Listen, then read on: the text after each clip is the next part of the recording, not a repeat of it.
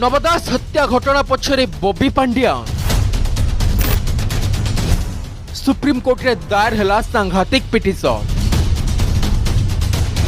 CBI काढ़िबो कि मृत्युरक्ष्य 2 वर्ष हला मंत्री नवदास हत्या घटना हेले आज जाए प्रकृत में दोषी किए कहीं जानी पारे नहीं। दिन दुहिप्रहरे जड़े कैबिनेट मंत्री को रास्ता उपरे गुली करागला हेले दोषी आज जाए धरा पड़ानी जहां नहीं राज्य राजनीति एवं उठुची आ पड़ुछि।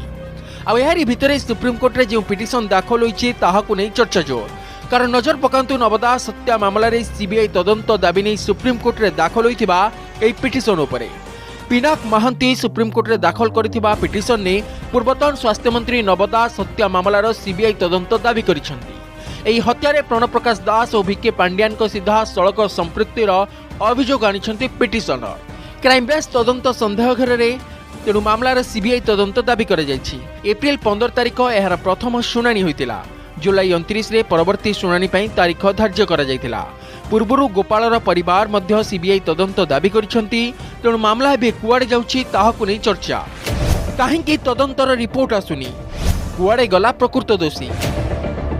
जनवरी 29, 2023 रे ब्रजराजनगर गांधी छकरे नवदास को गुली करी हत्या करागला। तदंत भार जाइथिला क्राइम ब्रांच हाथकू हेले एबे भी अनेक प्रश्न साधारण रे उंकी मारुछि। कुआडे गला नवंक छाती भेदी जाइथिबा गुली? नवदास को मर्डर पछर मोटिव कौन? काहेकि पायखाना टांकी गप कहिथिला क्राइम ब्रांच? नवहत्या मामला रे दायर होइतिबा चार्जशीट रे गोपालर बंधु संपर्क रे उल्लेख थिला। से बंधु नवंक ठारू गोपालर जीवन प्रति विपद थिबा कहिथिले। तेबे से बंधु किए? काहेकि तांको क्राइम ब्रांच गिरफ कलानी? ए असमित प्रश्नर उत्तर देव किए?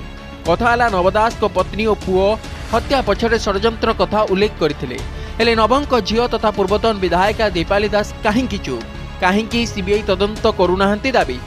नवदास हत्या मामला रे पुणी सीबीआई तदंत दाबी नहीं चर्चा जोर धरतिबा बेले ये राजनीतिक हत्या की नुहे से घटनार भी परदा उठिबो।